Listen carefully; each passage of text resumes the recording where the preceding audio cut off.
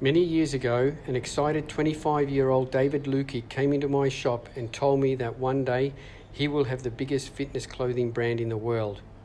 Fast forward to today, and David is well on his way with Ryderwear being a global force in the fitness fashion industry. From his grandmother's garage to a state-of-the-art custom-built modern warehouse, Ryderwear clothes and shoes are worn and endorsed by the biggest names in the industry. David throws around figures in the tens of millions of dollars nonchalantly while still not satisfied where the business is. This is a fascinating interview with one of Australia's most exciting young entrepreneurs. David's story is not only fascinating, but also very inspiring. I hope you enjoy this podcast as much as I did talking to David. Right. Good Uber Eats? Hey? Good Uber Eats? Sorry? Uber Eats. What you Oh, have? yeah. I think it's called Loose Caboose. It was the conductor's like special eggs, bacon, sausage, ham, everything. It's a late breakfast. Yeah. I wasn't going to actually eat. I thought I'll start eating at 12 o'clock. Yeah. And I got to work. I'm like, fucking getting hungry. Anyway, we're recording. Awesome. Well, like I said here at the intro, I'm here with David from Ryderwear. How's things? Really, really busy and awesome. Everything's going great. We've just moved into a new facility and just going from there. Yeah, no, it's a spectacular place, and thanks for showing me through it. We'll talk about that a little bit later on. Before we really get into the nitty-gritty of the business side and everything, tell us a little bit about yourself. What's your fitness history and, in regards to Ryderwear, Yeah. It all started when I was 15. I entered a modelling competition and I found out in the finals that it was going to be a topless modelling competition. So I thought I better get in shape. And I was really skinny at the time. So I signed up to my local gym, which was Gold's Gym at the time. At Ingle Farm? Yeah, that's the one. I used to train there. It later changed to So Fun what Life. 15, how many years ago is now? That was 2000. Yep. So 18 years ago. Yep. So I joined the gym, started training, put on about 20 kilos the first year.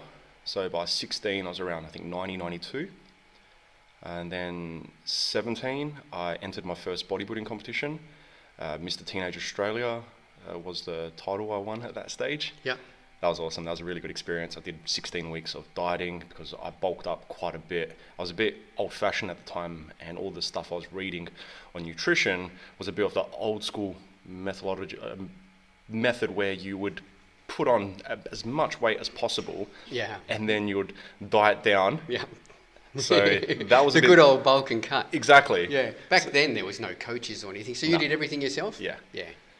So that was good. Actually, I did have a coach at the time, Jason Bednar's. Oh, okay. So he helped me through the diet, Yeah. the prep, the posing, everything. So it was really good having him there because he had done it quite a few times and won the titles, quite a few times as well. And then to fast track forward, I continued with bodybuilding. I didn't compete again. To about 25 was when I started Ryderwear. Yeah. So at that point, I got much bigger than I was previously. I just never stepped on stage again. I just did it more for myself. The stage, going back to the stage, did you compete here or did you go straight through to the Australia? You said you won the Teenage Australia. The nationals were held in Adelaide, so I automatically qualified for it. Was that the one in the city? Yes. I was there. Yeah. I thought I was there. Yeah. Yeah.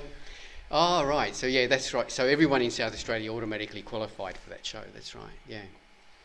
Okay. Yeah, I can remember that show. Yeah. Her Majesty's Theatre or something, wasn't it? That's the one. That's the one, yeah. And actually, I remember you doing a write-up and you put a pro in the making.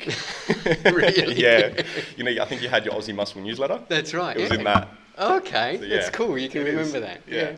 Those sort of things stick with you. And I was like, because at the time, like, I obviously knew who you were. Yeah. And I'd keep up to date with all the, any bodybuilding, like, sort of books or anything I could read, get my hands on, I would. And yours was one of them, so. That's right. Yeah. Yeah. And that newsletter's now evolved into our weekly. We do a weekly video now instead of a newsletter. Yep. And then these podcasts that I do as well, talking with people like yourself, in South Australia who've made an impact in some way in fitness in South Australia. So that's the whole aim of this podcast. Do you still train? Yes. I train 4 to 5 days a week still. Just my focus isn't what it was before. Yeah. So, but I train now more just to keep fit and just for mental health. Yeah. I also like to mix it up a little bit now. I do more, before it was just bodybuilding, so just, basic compound movements, eating 6-7 meals a day. Now it's just more, it fits into my daily routine. I go for walks, bikes, hiking. I like to mix it up a lot more. As long as I keep my body moving, that's for me, that's where I'm at now. I'm the same. I've started incorporating a lot of fitness. Like I walk every day, and I find incorporating fitness with lifting it's better anyway. I like feeling fit as well as strong. So I still train to be as strong as possible, but I just came back from the Himalayas and trekked the Himalayas. Oh wow! For 3 weeks. And I came back really fit. I trained for it for 5 months, and I came back really fit. And I thought, I want to stay like this. I want to stay fit. I had this feeling of fitness. So it's good, isn't it? You know, like I think the exercise clears your head. Like if you don't do it, I know my day is different. Yep. Whereas if I start my day off with a 50-minute walk, it's just, I don't know, it seems to be so much better. It's just like it clears your head. Yeah, I totally agree. And everything I read from all the successful entrepreneurs or mentors I look up to, they all incorporate fitness into their morning routine or daily routine. It's part of it. That's right. So I'm a big believer in that as well. Yeah, and it's good to get away from this and everything else and just be somewhere. Like I enjoy walking on my own. On weekends, I'll travel somewhere and go for an hour walk in the middle of nowhere. Yeah. And I just love it. You know? I'm exactly the same. Moriata, Lofty. Yeah. I'm there on the weekends as well. Yeah. Excellent. So that was 15 years ago. Yeah. Fast forward, how did Ryderwear? Obviously, it had something to do with your training. Mm-hmm. Definitely. Yeah. So at 25, I was doing security, armoured vehicles at the time, so money in transit, filling up ATM machines, delivering money to banks. And I always wanted to do my own thing. I didn't know what it was at the time. And I always had this passion for bodybuilding. I wasn't competing, but I was training like I was competing. 6 days a week, eating, like I said, 6-7 meals, getting my sleep in, everything, calories were counted. And then I got quite big. I got to about 110 kilos, which was my biggest.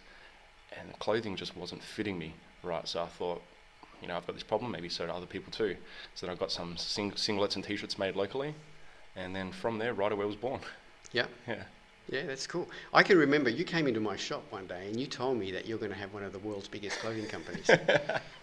Did I? When was that? I can't remember saying that. Yeah, I can remember. Yeah. And I just said, no, go for it, good luck and all this. And I never gave it a second thought, until, I don't know, how many, couple of years down the track, all of a sudden you popped up with your label. Yeah. But yeah, no, I can still remember that. Wow. Yeah. It's definitely been a long process. Yeah. But yeah, so once I started, I got things made just locally. And after that, it kept evolving, and then I made every mistake possible. Doing things locally is much more expensive, and it's pretty much you're just chasing your tail. It's just a very just tedious method of doing things, getting stuff, sourcing fabrics, finding manufacturers to stitch it, then taking it to a screen printer to get printed, then packing it. It was just, I did everything backwards, but hey, that's how you learn, you make mistakes. Yeah. And then after that, I just worked still for probably a few more months, and then I decided one day security wasn't for me anymore, and I just threw myself in the deep end and went all in on Ryderwear. And where were you based? Adelaide. Yeah, but as in... did you have a premise? Did you go balls in and get a premise? Or? Yeah, my bedroom and my grandma's garage. Okay, yeah. That was it. So this is one of these classic stories of, I started in my grandma's garage, That was my office. My bedroom was my office and my packing bench. Yeah. Yeah. So everything, customer service, social media, everything was all done from there for the first couple of years. Mm. How long did that last for? About 2 years. And then I started outgrowing my garage, and the stock started overflowing into the lounge room. And at that point, my grandma was a bit annoyed. So I thought I'd better get an office. By this time, you'd moved to a different manufacturer, not local anymore, overseas? Offshore. Everything was offshore at that stage. I still had some stock that was sitting on my shelves from, when I first started. That took a while to move. But I quickly learned, the right way of going about things. But then I got an office just down the road, just a little office, 2-3 bedroom type office. And I was there for 12 months. Before I outgrew that, and then I moved into another warehouse a couple of years later, and then moved into several warehouses now. Yeah.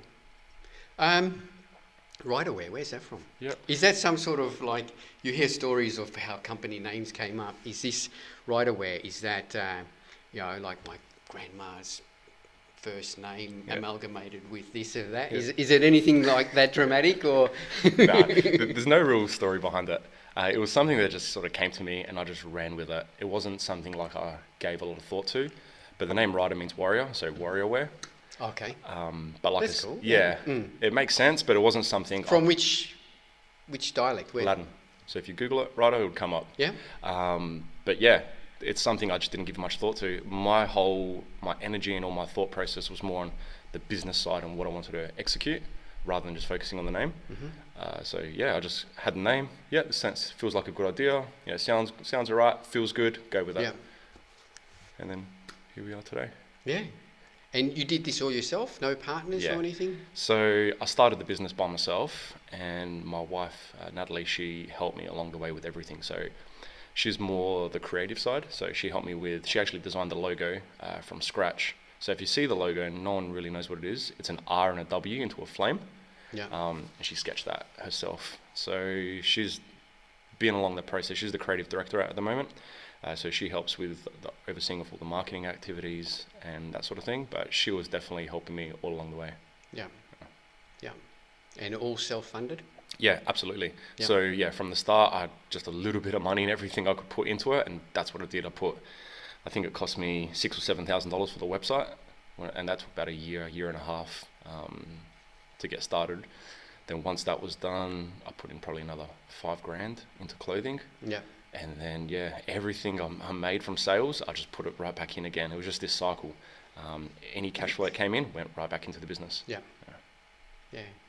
Cool. And my overheads were pretty low, living with my grandma. Yeah, obviously. That's right. She loves feeding me, so I didn't really have too many bills to pay. Yeah. Yeah. And now here we are now in it's Beverley in South Australia, in this massive purpose-built facility. How many square metres have we got here? So it sits on a 6,000 square metre premises. Yeah. The warehouse is about 3,000 square metres with 10 metre high ceilings. Office space is about 1,000 square metres. Yeah. And then we've got the provision out the back for another extension. Yeah. And obviously future-proofing yourself. So Exactly. And you see that extension coming? Yeah, definitely. So right now we have, I think, 35, 36 employees. By December, we'll be around 50. As it stands, this premises can hold 150. Yeah. With that further extension, I might get a couple more years, but it just depends. I'm thinking we're still going to be expanding much more internationally, just because the markets are a lot bigger. Like we still obviously want to grow in Australia, but we've got 27 million versus the US has 300 something million, Europe 1 billion. Yeah. So I see our growth coming a lot from overseas markets. So how much of your sales are export? About 50%. 50%. Yeah. Yeah. And I still think we haven't even scratched the surface. Yeah. Yeah. Well, based on that,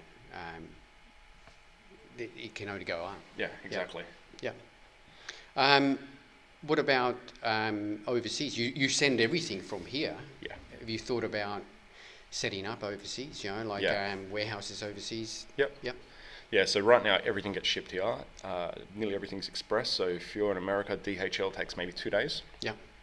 But it costs a lot more to ship from here than it does there. Mm. So it's coming to a tipping point where we need to find that it's viable to make the move there and have that fulfillment center in the US and maybe perhaps one in Europe as well. That way we can have next day delivery, avoid customs charges, and even for stockists, it will just make customers a lot happier. Yeah. So that is the next step we're coming to, and probably within the next 12 months or so, we'll make a decision on it. Yeah. But yeah, as you mentioned, right now everything is packed from here. Yeah. And postage is expensive, isn't it? Yeah. I negotiate the best rates I can. I'm sure you and I do. squeeze as much as I can. That's right. But yeah, postage is. Australia is not too bad. The international postage, I have to wear the cost quite a bit. That's right. But it's all part of it. And you do free shipping? If you spend, there is free regular shipping Yep. for for all orders. If you spend over 150, you get free express shipping. Okay. So there is a free method either way. Yeah. Yeah. Cool. What attributes? What do you think attributes to you staying at the top? I mean, there's so many clothing companies. I see it on social media, Facebook, Instagram constantly, and it's easy for anyone to start a clothing company nowadays. I imagine a lot easier back from when you started. Like really, I get emails every day from Pakistan and China and people offering to make clothes for me. Yeah. Why have you? I've seen in your time. I've seen most probably. I could count. I'd need two hands to count the clothing companies that have come and gone. Mm-hmm. Why are you still here? Why are you? And you're still growing. Yeah. Yeah. Why do you think that's the case? Because I don't think I'm at the top. Yeah. That's why. Cool answer. Yeah. That's the honest truth. Yep. We're growing now at a faster rate than we have, and just even building this facility and just all the marketing expenses and everything we're putting into the business now, the next 12 months I think is going to be our biggest year of growth so far. Yeah. But honestly, it's just loving what I do. That's what it is. It's passion and just believing in what I do. Yeah. That's my answer to that. Keeps me relevant, and I guess that gives me that fuel to go through those tough times and keep pushing. Yeah. So there are tough times, any business, but that's, if you're doing it for the money, it's going to be short-lived. I was just going to say, money's not the motivation. No. And most people that I speak Not to at all. in successful businesses, money's not the motivation. Because if money was the motivation, once you make your first million, you quit. Yeah. Yeah. I'll be bored as a motherfucker.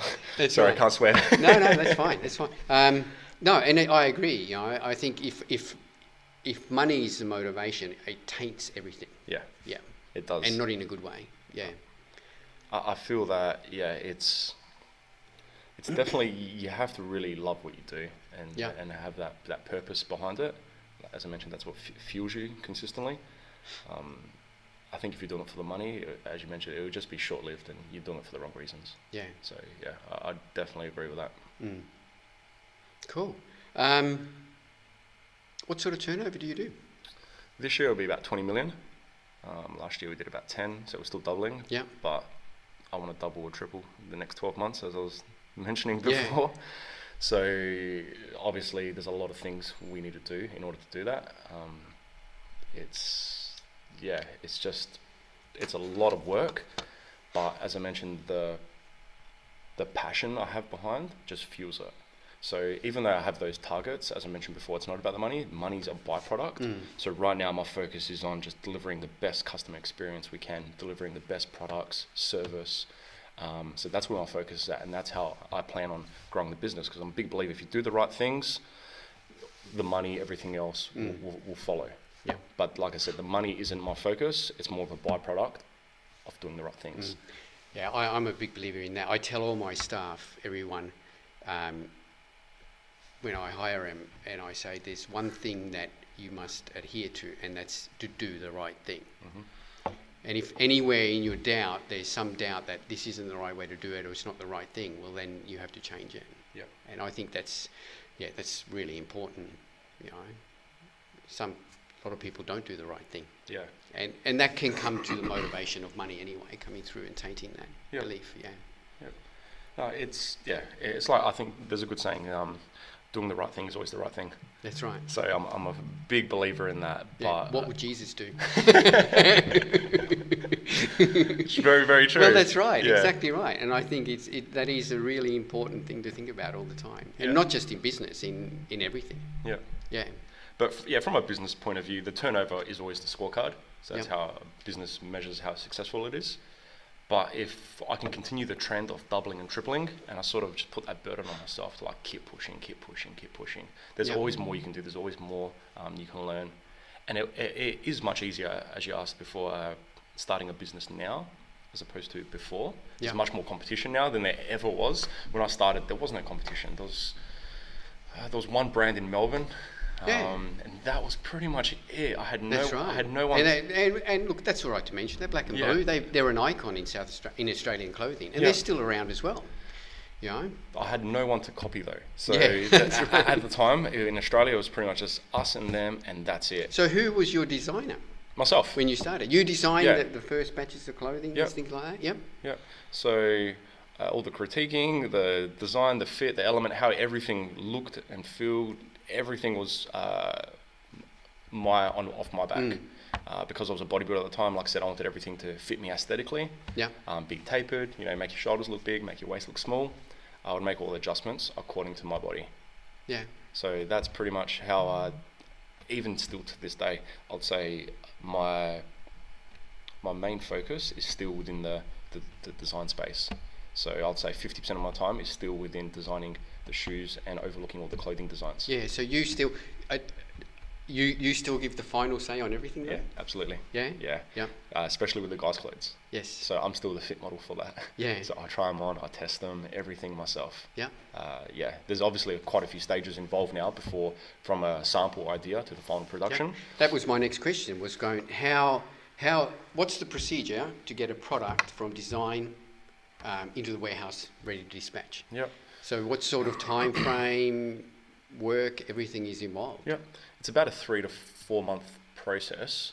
The designing aspect takes about 3 months to get in the warehouse, so 6 months all up. Yeah. But it pretty much comes with, at first we sit down with the fashion designers, we look at what's trending and we forecast what will be in at the time. Then we pick a palette of colours. So we say, for example, red, blue, green is going to be in September. Yeah. Yep, that's how we make a start there. Then we start picking what fabrics do we want next. Yeah.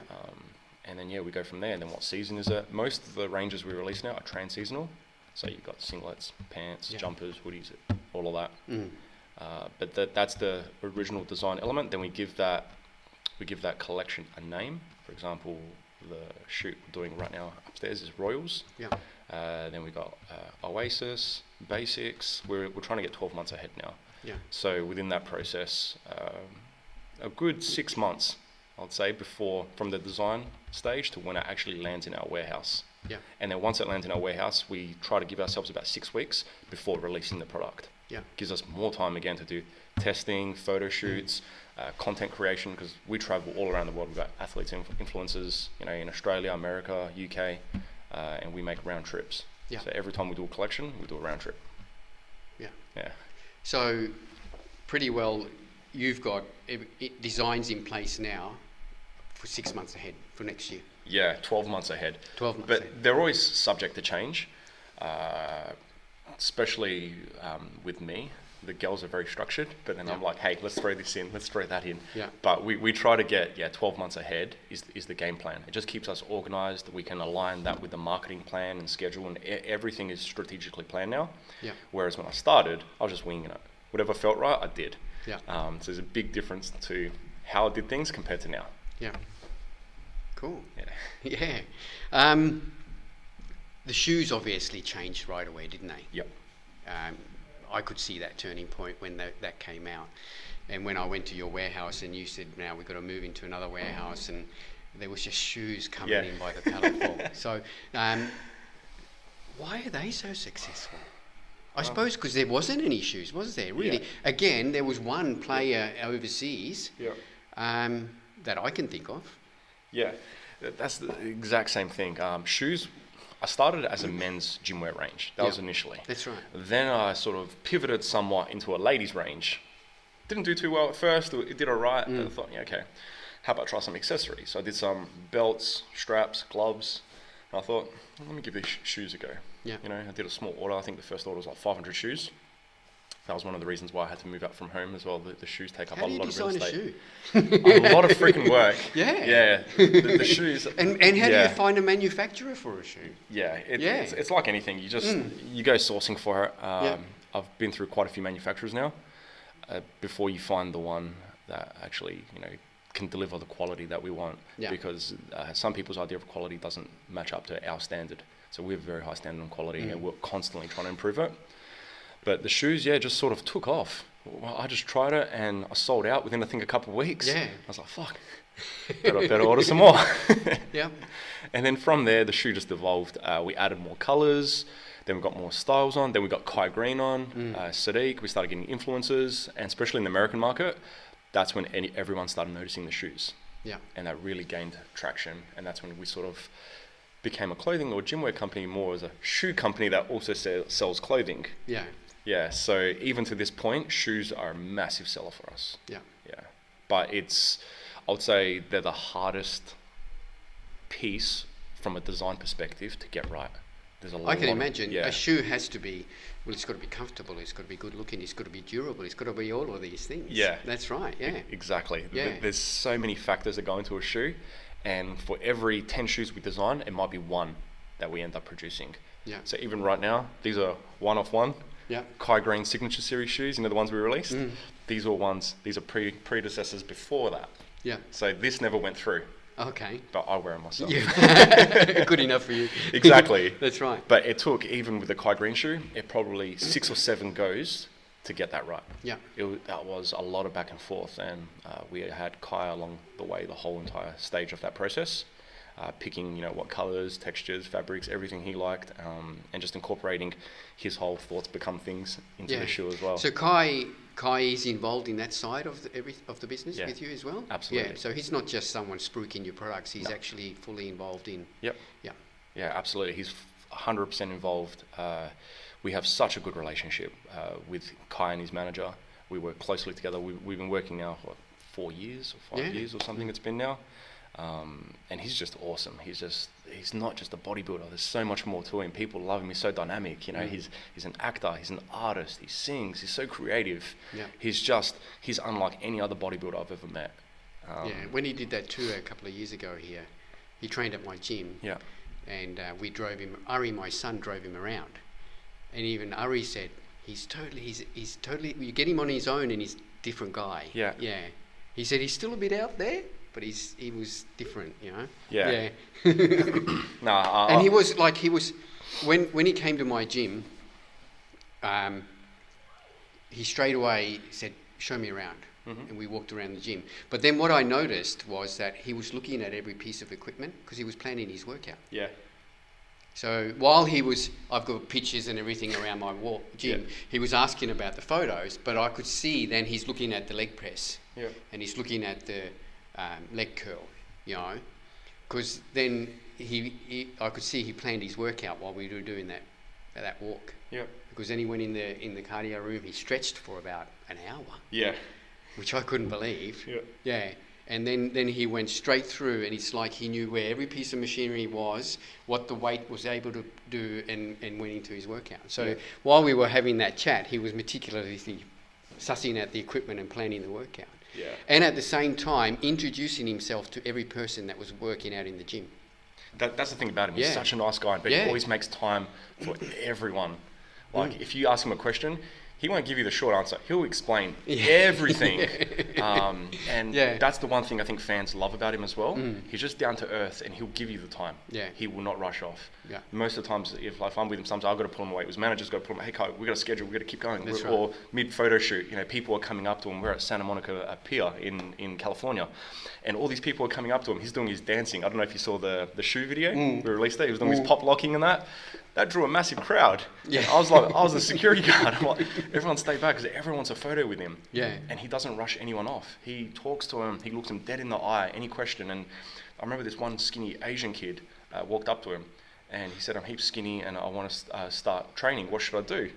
And then Kai gave him his advice, but he spent about 10 minutes with him giving him advice. And this guy never set foot in the gym. He just wanted to start training. So whether you're an elite bodybuilder or just starting out, he's got time for you, and he's so knowledgeable outside of bodybuilding as well. I've been in the industry since I was 15 now, and even before that I was watching Pumping Iron since I was about 6-7 years old, because my dad, my brother, they were all into bodybuilding.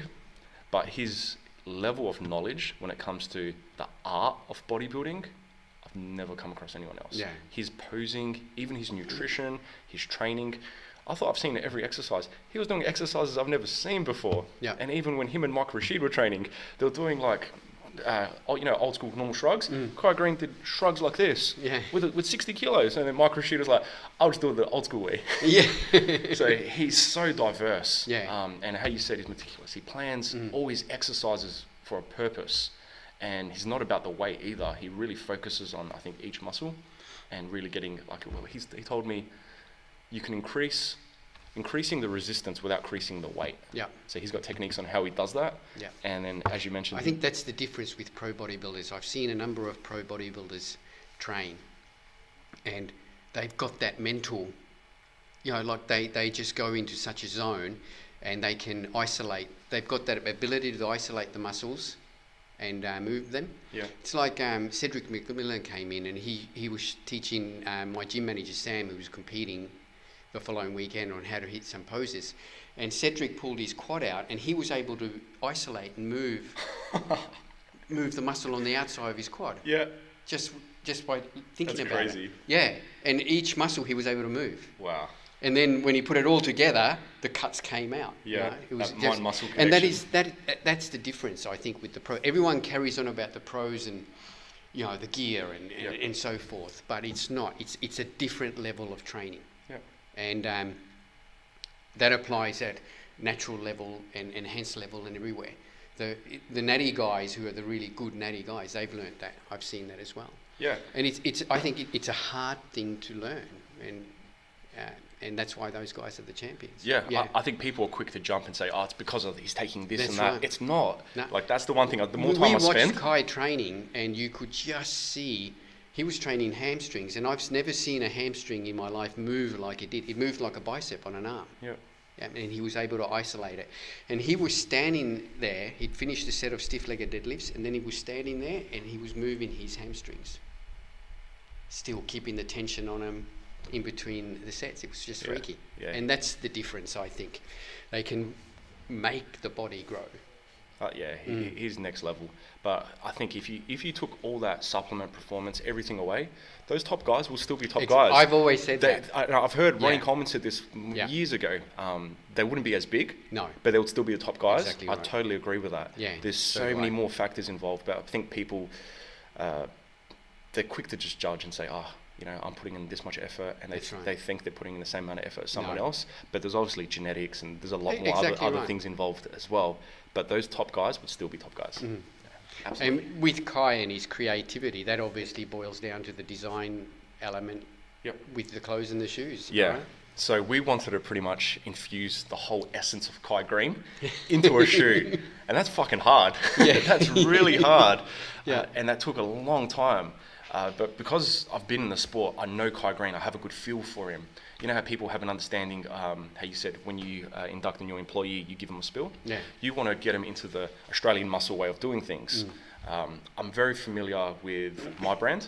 I just know it instinctively. I know what it is. When people ask me to explain it, I can explain it to them, but it's something I just feel. With Kai Green, because I think I had so many years in bodybuilding, if a fashion designer just designed something, they wouldn't have a clue. They would just be designing something aesthetic that looks good. Yeah. But because I wanted to merge in like Kai Green's essence sort of thing into the shoe, there's details in the shoe that he was blown away by as well. Yeah. Just for example, you know how they call him the Predator? Yeah. So actually I'm wearing these shoes now. If you see the metal eyelets, see how they're a triangle? Yep. In the movie Predator, he has a laser system on locking onto targets before he shoots them. Mm-hmm. That's where we got that from. Yeah. So we incorporated Predator into the shoe. Then even on the box of the shoe, when you open it, there's a black rope. As you know, he's got a massive dreadlock. Yeah. Yep, we incorporated that into it. And then inside we've got Thoughts Become Things. Yeah. So we really put everything we could put of Kai into a shoe, we did. Yeah. So that was a really good experience, and we're releasing his clothing range. So I was just going to say, there's more coming. Exactly. Yeah. Yep. We're releasing that in 2 to 3 weeks. So this is a first. We did the shoe. Yeah. And now this is a signature series clothing range. Red. Yes. Yeah. Yeah. Red's his colour. Yeah, that's right. Yeah, he loves red. Yeah. Yeah. Cool. Since you're so close to Kai, is he going to compete again? I'm trying to think what he would say. There was all this big conjecture a couple of months ago that he's doing the Olympia because they were going to do the, the crowd favourite round or whatever, the people's champion sort of thing, you know, and they sort of said, that's done to get Kai back in, All right, I won't say. Will he? Yes. I'm not saying Olympia, but will he compete again? Because he looks phenomenal. Yeah, I won't say yes or no. I'll leave it up to him. But I can tell you, he is 6 weeks out. Yeah. At any stage, he keeps himself at 6 weeks out. Mm. So he's in top nick. The Olympia is 6 weeks away. If he chose, if he chose to compete, he would be right there. Yeah. He has not backed off the throttle at all. No, and he doesn't look at it. He's still just as big, if not bigger. Yeah. Yeah, and his condition is just phenomenal. He's in tip-top shape. Yeah. And even though I said he increases the resistance without increasing the weight, he's fucking strong. Yeah. He is so strong. He was training with a few guys and he made heavy weight look so light. He was incline pressing 220, easy reps. Yeah. Everything he was doing and the exercises, he's so strong. Even arm curling. He was arm curling like 80, 90 kilos, barbell, just repping it out. Like he was warming up. You know how you get a bar just to warm up? That's exactly, he is so strong. And even when we trained I forget the guy's name, Bradley Martin. Yeah. He trains, he's got his own gym Yeah. in LA, and they were training together, and Brad loaded up the leg press completely. And then he put these like bands on the leg press as well, all these things. I was like, all right, I haven't seen this before, but yeah. And then Kai already trained legs. So we had a photo shoot at Brad's gym, and Kai had already trained legs that morning. But then I think Brad obviously wanted to train legs with him. So Kai was like, all right, I'll do legs again. Yeah. So he trained legs again, and he loaded up the whole leg press, and I don't know, it was like 22 plates each side. 2 guys sitting on top of the machine as well. And Brad got maybe 3 reps. Kai did like 15, 16, and it just stopped. It was like, we were filming. He's like, oh, did you get the shot? Is that enough? Yeah. It was nothing for him. So he is super strong. So they say a big muscle is a stronger muscle. That's right. But he doesn't usually, he trains very like methodically. But yeah, he's in shape. I think if he chose to compete, he's there. Yeah. Yeah. It'd be great to see him on stage again, The one funny story I had about Kai when he came to my gym that time, I've got a big mural, and it's got like it's got Ronnie Coleman on it, Arnold and Phil Heath. Yeah. And he stopped and looked at this mural for ages, and then he goes, "Oh, Mr. Coleman, Arnold Schwarzenegger, and the current Olympia champion." He never called Phil by his name. Yeah. And in all our other discussions, and when his manager came in as well, he's going, "Oh, there's a cool mural out there with Ronnie and Arnold and the current Olympia champion." So it's a real shame we never saw that rivalry come to a real head. There was a couple of examples of there a few years ago, but it would have been great to see it go ahead right up to current times. I still think it's more than possible. He, like I said, he's not backed off at all. Yeah. He's still, I think, 23, 24-inch arms. He's still in tip-top shape. 135 kilos, 5'8", and 6 weeks out. 135 kilos. That's enormous. That's right. He's ridiculous. Like, I've been around a lot of big bodybuilders, man. Look at him. It's just like muscles on top of muscles. So we're really glad to have him a part of the team. And how did that come about? Did you just send Kai an email? So I think, geez, it's gone back now. We had an athlete, Sadiq, at the time. So he's competed quite a few times in men's fitness, men's physique. Yeah. He was good friends with Kai. So when we got him on board, he put us onto Kai's manager. Yeah. And then we had a conversation. Both our sort of visions aligned. And then we went from there. Yeah. And then one thing just led to another. And then, he became pretty much the male face of the brand. We've obviously got Ulysses, a couple other big time bodybuilders as well. But that's sort of how it came around, and then we started talking slowly about doing a signature series, and then that took a couple of years to develop. But the whole process and where we are now is just like, I couldn't ask for an athlete that's more aligned with the business than him. Excellent. Yeah. That's really good to hear. How important is social media and influencers to Ryderwear? I'd say social media is the most important. Yeah. It's funny how it's tipped as well. Like when I started the business, I started purely on Facebook. The little ads on the side of the page. Yeah. You click it, you go to the website. That's how I pretty much grew the business for the first couple of years. It was only Facebook ads. So social media, it's everyone's on their phone, everyone's on Instagram. It's the forefront. You can be anywhere around the world now. 80% of our traffic is from mobile. Yeah. So social media is really where it's at. And in terms of influencers, that's definitely a big part. We've got over 200 influencers around the world, all different tiers. We've got micro, mid, and the top, Kai Green type athletes as well. But social media is very important, and I don't think it matters whatever business you're doing now. It definitely has its place. I think if you're not doing social media, you're missing out a big chunk, or you're leaving a lot of money on the table. That's right. Yeah. That's the only advertising you do? No, now we do everything. Yeah. Yeah, so everything from Facebook ads, Google ads, email marketing, influencers, everything in the digital space. I don't do the old school print media. No. That's more of an organic thing. So if we get like a news article or something done, that just happens. But in terms of our marketing strategy, it's all within the digital space. Yeah. What's the future for Ryderwear? I mean, you spoke about that you're going to grow, but anything else in the future, like bricks and mortar stores? Have you thought about that, or you're going to purely stay digital and just mail order? Yep. The vision, I'd say, is making Ryderwear a household name. Yeah. That's really what I want to do. That's the end goal. Bricks and mortar be a part of that? Right now, I would say yes. It's something I've given a lot of thought to. The only reason why I hesitate slightly is you asked me about social media. It's the power of social media and the effect it's having on lives now. So I'm looking at the growth of, let's say, e-commerce, online internet versus bricks and mortar. Yeah. If you see the trend, online's increasing, That's right. bricks and mortar's decreasing. Yeah. So I'm not doing this, like I said, for a year or two. I'm thinking, is it scalable and is it sustainable? So that's every decision I make as well is based on that.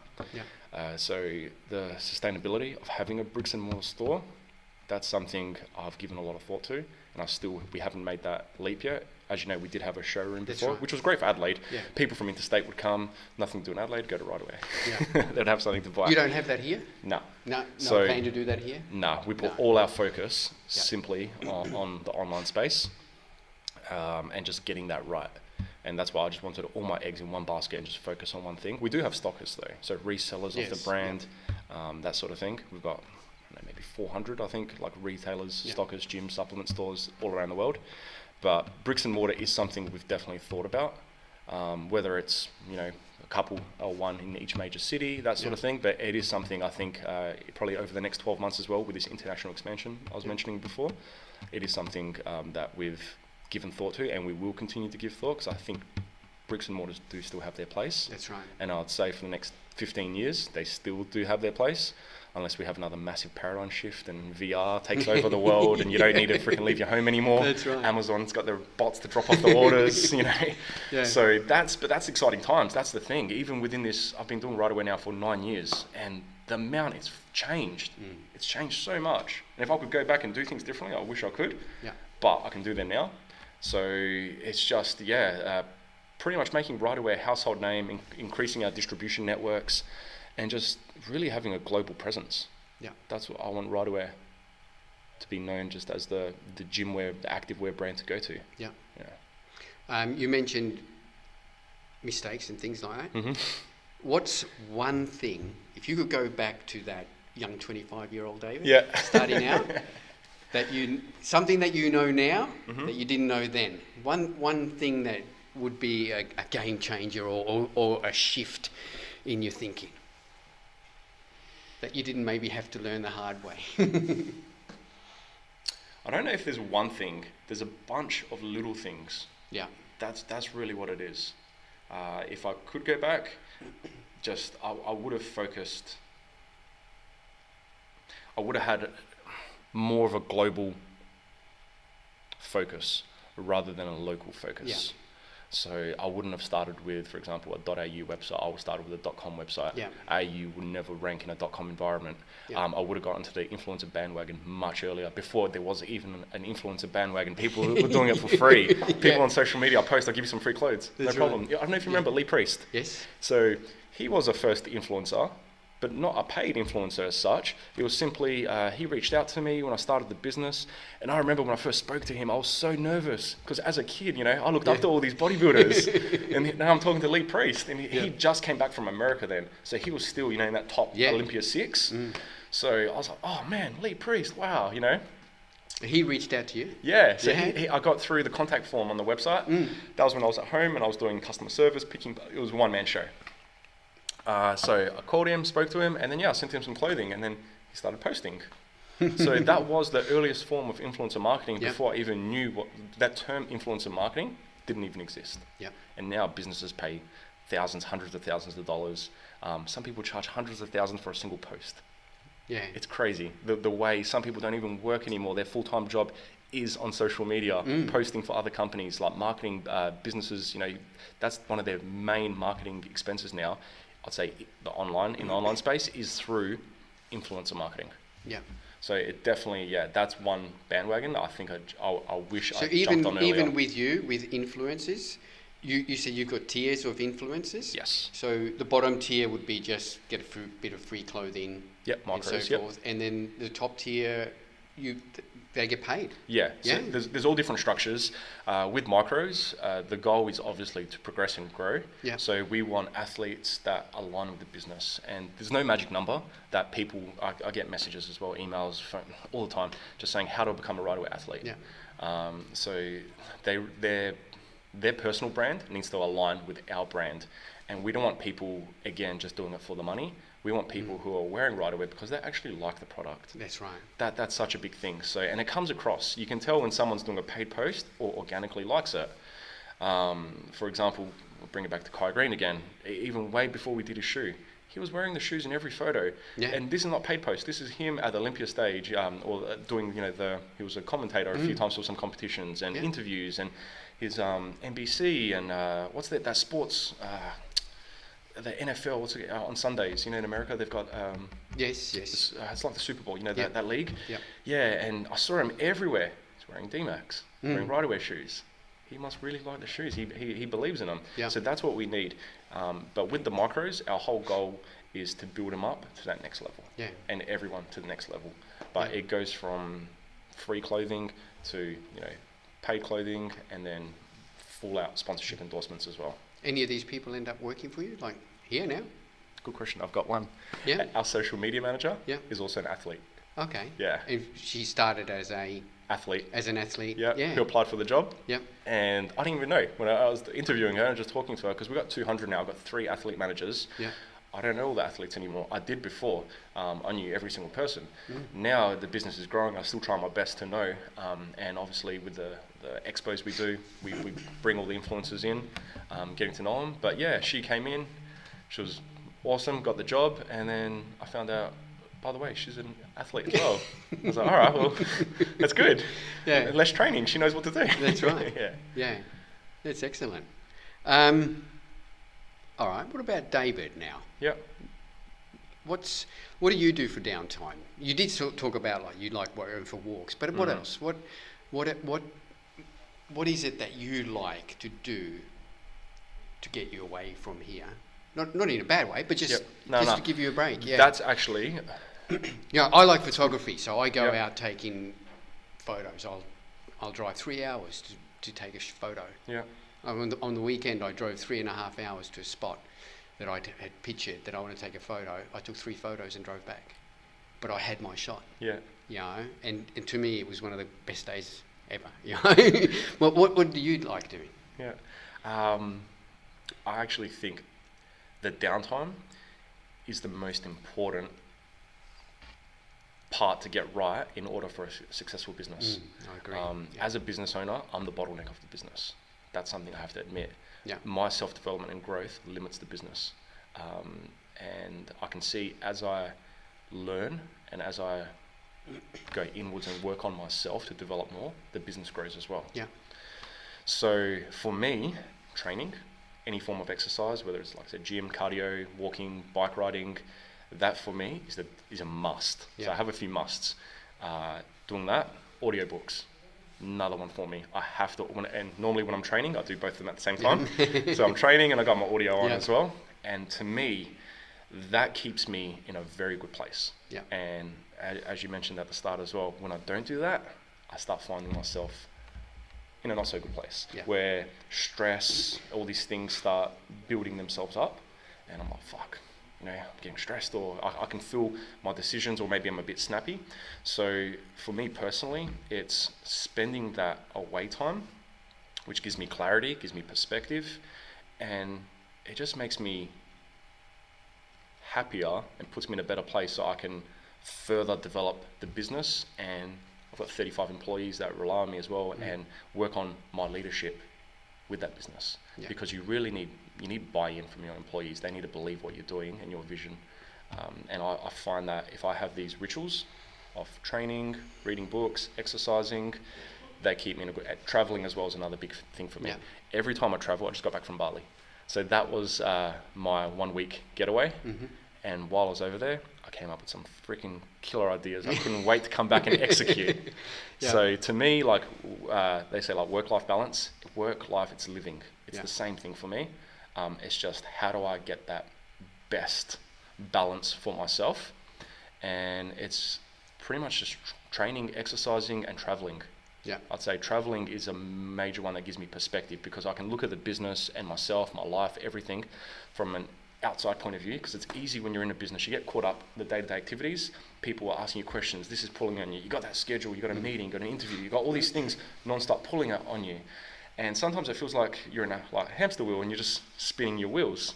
Yeah. So whenever I travel, most of the time it's work-related, but photo shoots, doing video shoots, new campaigns, it doesn't feel like work. Yeah. It really doesn't. It's fun. A lot of these people, for example, Kai Green, I'm mates with most of them. Yeah. And I get along after we go out. We have dinner, we might hit a club, bar, whatever it is. Most of them, I get along with really, really well. So it doesn't feel like work, but what that does, it gives me perspective on the business. And I step back and I can see, hey, in my life, what do I want to achieve? What do I want to do? And then when I come back, it's like I'm recharged. Yeah. That's what I feel. So I have to keep traveling, training, just moving my body, just for my overall, I'll say, well-being. Yeah. To keep me in that real effective executing place. That's where I like to be. So it's pretty much not staying still. It's constantly moving. Yeah. Excellent. That's what I do for myself. I got to ask you, I saw your Instagram story. Yep. Which one? The one that had the red car in it. Oh, yes. Now, you and I know you got a love of cars. Yep, I do. So, is that a new one coming? That one isn't, but I have one on Wednesday coming that is. Oh, really? Yeah. Yeah.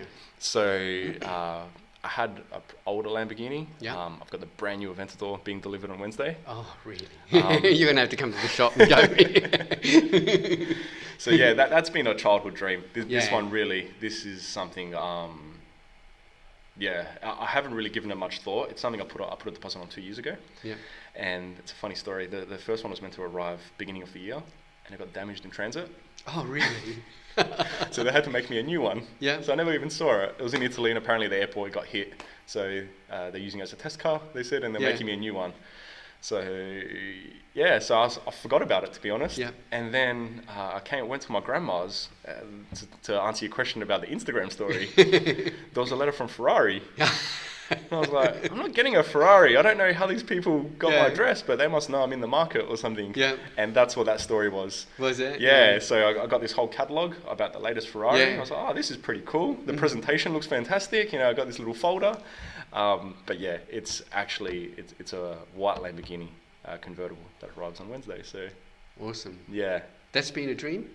Yes, I'd say. Always? Even, when you started your business in your grandma's garage, did you sort of think, I'm going to have a Lambo one day? Yep. Yeah. I'll answer actually both sides of this question, to what it is and what people think it is, the perspective of it. There's two different. So I remember actually answering a few years ago, someone said, why do you work so hard? Why do you work so much? And I said, because I believe everything I'm capable of, and I believe in my full potential. And he was like, yeah, but you work so many hours a day, because I think I was training at maybe 7, 8 o'clock in the morning, and he could see I was bags under my eyes, I was tired because I was up late all the time doing everything myself. He's like, man, why are you doing this? I go, I'm a Lamborghini. Yeah.